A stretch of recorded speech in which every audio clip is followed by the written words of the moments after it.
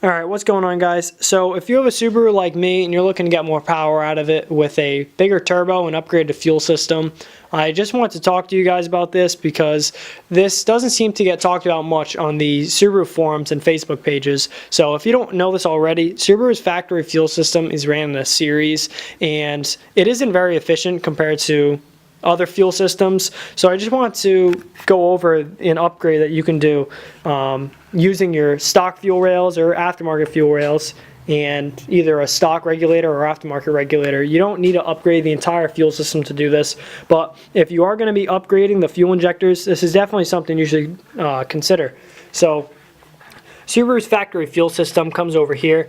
It taps into the black hardline feed line, which is right here, the black one, and the gray is the return. So the way Subaru's designed it from the factory is this black line comes over and it goes right over to the metal hard lines that come out of the intake manifold.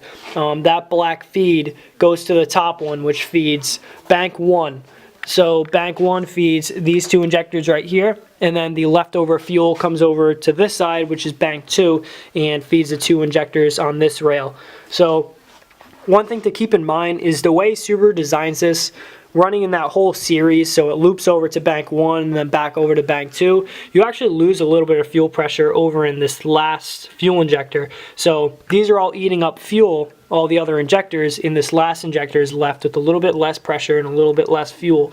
So the way the upgraded way, or the way you can change that to it, is instead of running the factory lines, you can just eliminate that. You can end up using fittings with hose clamps and stuff. You're just going to need more line if you plan on using the factory fuel rails and regulator. So coming from this black feed, you're gonna want to have it come over and tee off right about there, and you want to have the same amount of line going from this T on each side, from the T to each rail. So therefore you have the same amount of pressure and the same amount of distance from the split to each rail. So you have the even amount of pressure on both sides. So once you have that done, that's the feed part of it. And the return, you're going to have the return from one side and the return from other go to the regulator, and then from the regulator it's going to go right to the return line. So it's not very complicated, but in case you didn't get it there, I made this little diagram here so you can see it like this. So right here you have the firewall, and from the firewall you have the feed and the return. So the feed line comes over, tees off, and feeds bank 1 rail and bank 2 rail right there. So as you can see, I have the arrows with the fuel flow.